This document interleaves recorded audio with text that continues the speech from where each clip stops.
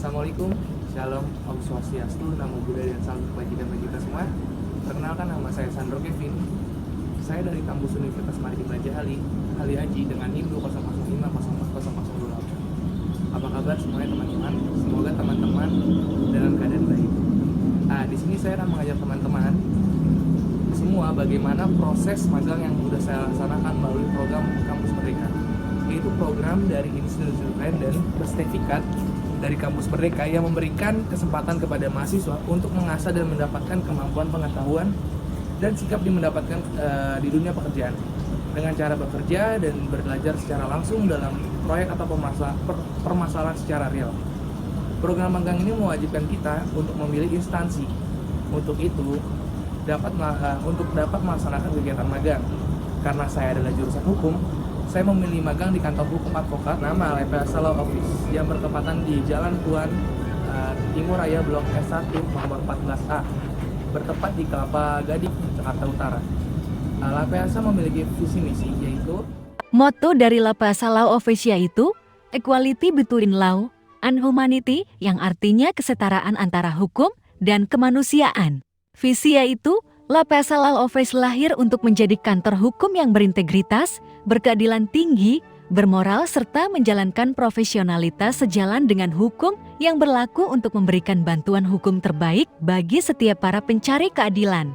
Dan misi yaitu memberikan pelayanan terbaik melalui pendapat hukum dengan rasa tanggung jawab agar terwujudnya perlindungan hak dan profesionalitas profesi serta timbulnya rasa kepercayaan antara klien dengan LPSA Law Office partner. Saya akan mengajak Anda untuk melihat langsung saya mempresentasikan keseluruhan kegiatan ini. Yuk. Di hari pertama saya disambut oleh baik oleh Bapak yang terpanjaitan selaku pembimbing atau selaku manajemen associate atau selaku pengacara dari kantor LPSA. Di hari pertama ini saya diperkenalkan oleh beberapa associate lainnya seperti bertemu dengan Pak Martin, Pak Yonas, maupun associate lain. Selanjutnya, selama di bulan Maret ini, saya diajarkan bagaimana ruang lingkup dari advokat, seperti apa tugas dan fungsi pengacara. Ruang lingkup advokat dalam bahasa Indonesia atau yang disebut dengan lawyer diterjemahkan sebagai pengacara, kadang disebut juga advokat, adjuster, pembela, penasihat hukum. Dari banyaknya istilah tersebut, paling sering didengar adalah advokat, pembela, pengacara, dan penasihat hukum. Khususnya di Indonesia sendiri, lawyer pada awalnya disebut, di mana jasa hukum itu sendiri adalah jasa yang diberikan advokat dan memberikan konsultasi hukum, bantuan hukum, menjalankan kuasa, tindakan hukum lain untuk melakukan kepentingan hukum klien atau orang badan hukum atau lembaga lain yang menerima jasa hukum dari advokat. Salah satu tugas advokat adalah melaksanakan profesinya, adalah melayani pelayanan berupa konsultasi hukum, pembuatan pendapat hukum atau legal opinion, inventaris berkas pada perkara atau legal audit. Sementara untuk yang bersifat aktif, seorang pengacara bisa memberikan pelayanan berupa pembelaan litigasi. Pelayanan aktif lainnya bersifat non-litigasi. Seorang advokat bisa menjalankan kuasanya untuk penyelesaian kasus secara alternatif, seperti negosiasi, mediasi, dan perizinan, kontrak, dan arbitrasi. Kewajiban advokat ada pun beberapa kewajiban advokat dalam menjalankan tugasnya. Yang pertama, kesetiaan pada masyarakat atau public service, yaitu kesetiaan yang memberikan konsekuensi bahwa seorang advokat harus orang yang jujur dan cakap dan suka menolong orang miskin atau legal aid. Tidak mencari perkara, tidak membantu praktek hukum yang tidak sah, kesetiaan pada peradilan. Tidak ada kata menyuap atau mempengaruhi office of court, termasuk tidak banyak bicara pada pers untuk menghindari trial by press.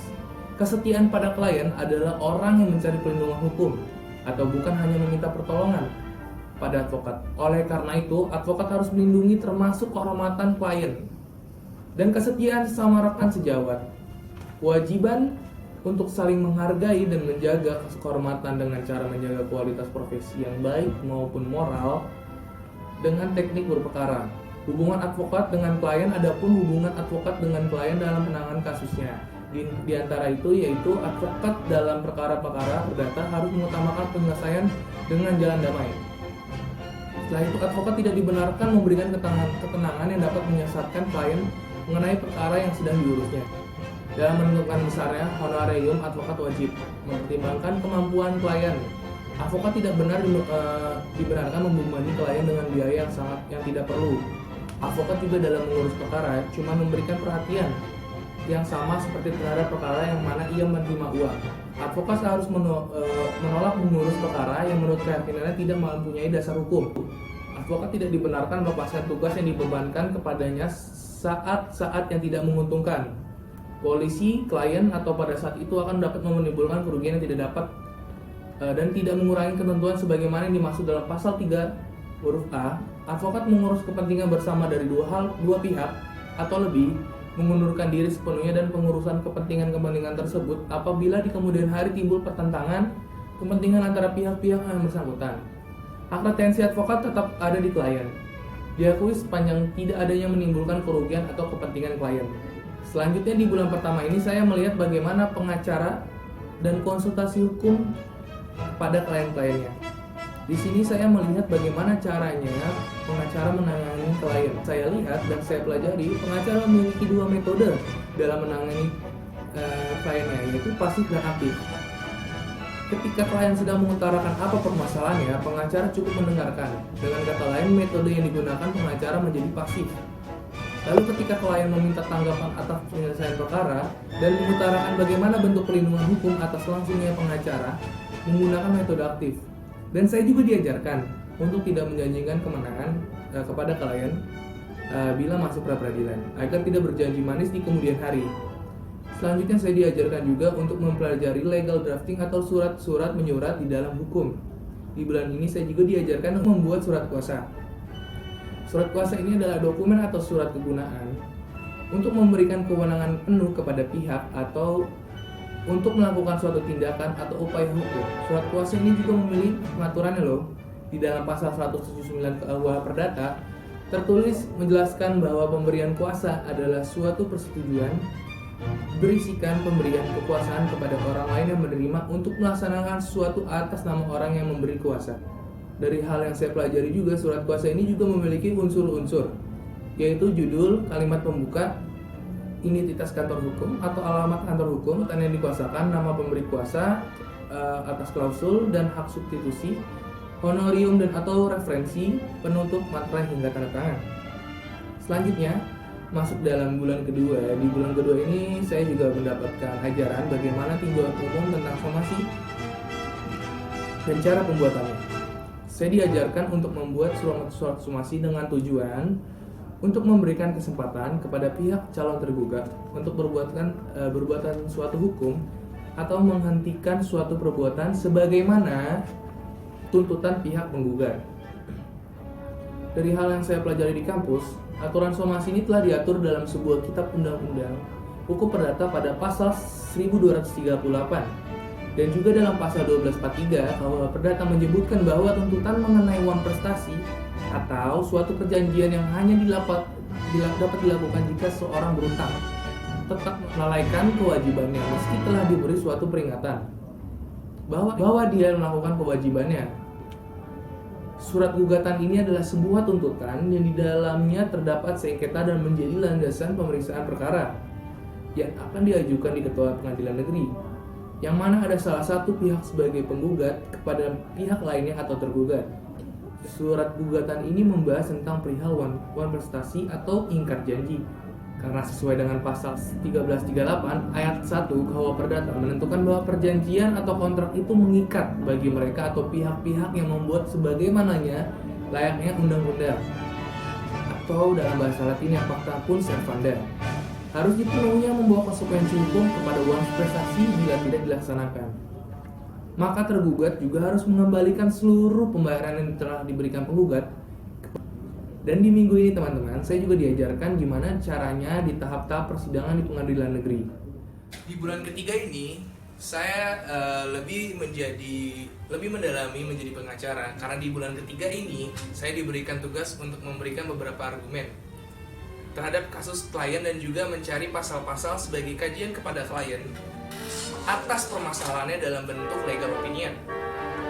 Dalam penanganan klien ini secara langsung, saya sedikit memberikan sebuah argumen tentang hukum waris karena saya sudah pernah dipelajari di kampus tentang hukum waris dan saya memberikan pendapat bahwa terdapat 4 golongan besar yang berhak menjadi pewaris. Dari golongan tersebut adalah golongan pertama, suami atau istri yang hidup terlamar.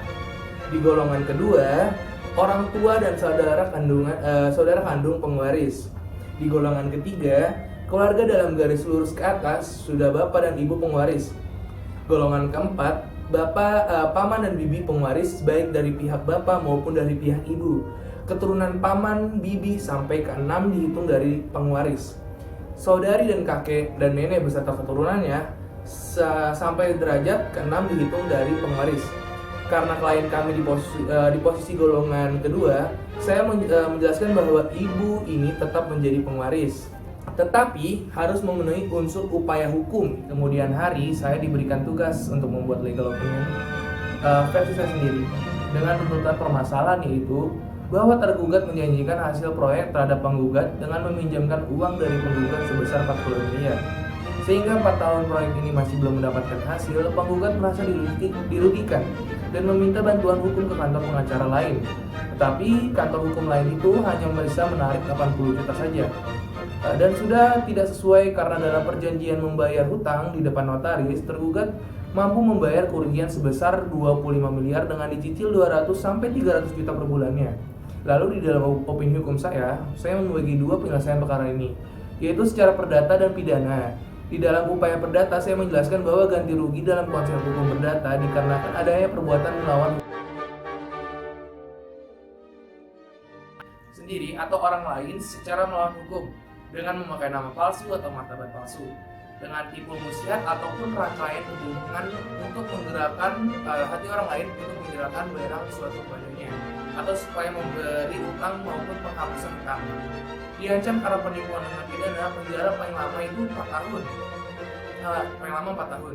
Tergugat telah melakukan kebohongan dan termasuk di dalam unsur penipuan karena di dalam poin A.1 sudah menjelaskan untuk mendapatkan pendanaan tanpa adanya bukti yang jelas yang proyeknya telah berjalan atau tidak. Menurut sosiolog dan kitab Undang-Undang Hukum Pidana serta komentarnya pada lengkap pasal demi pasal di halaman 261 menerangkan adanya sejumlah unsur-unsur tindak pidana penipuan yang diperhatikan, yaitu yang pertama membujuk orang supaya memberikan barang, membuat utang dan menghapuskan hutang yang menguntungkan diri sendiri atau orang lain dengan melawan hak atau membujuknya untuk memakai akal cerdik atau tipu musyiatnya dengan karangan perkataan bohong bentuk pertanggungjawaban pidana pada KUHP terbaru. Pertanggungjawaban koperasi diatur dalam pasal 45 hingga pasal 50 dinyatakan bahwa korporasi merupakan subjek tindak pidana.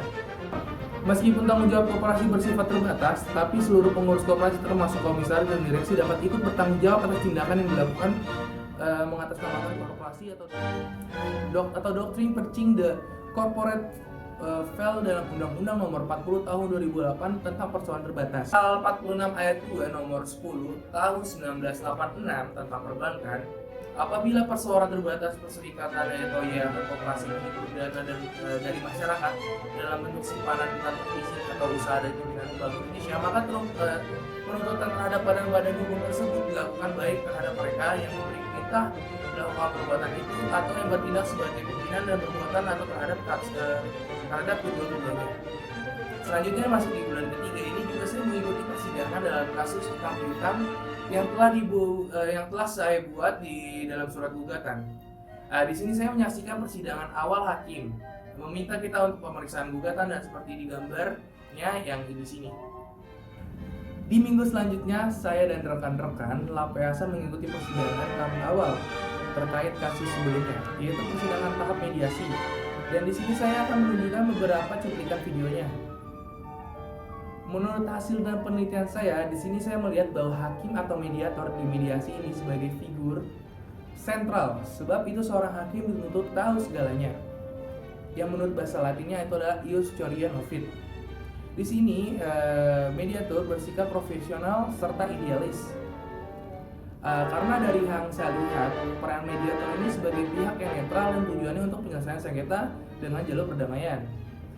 Dan peran mediator ini sesuai juga dengan angka 2 Perma 1 tahun 2016. Dan saya lihat juga para mediator ini juga mendesak para pihak untuk menggali informasi agar penyelesaian ini selesai di tahap mediasi. Di dalam bulan keempat, saya diajak untuk mengikuti pembelajaran atau penjelasan tentang fungsi dan diskusi terkait rapat PKPA di kantor organisasi advokat Ferrari.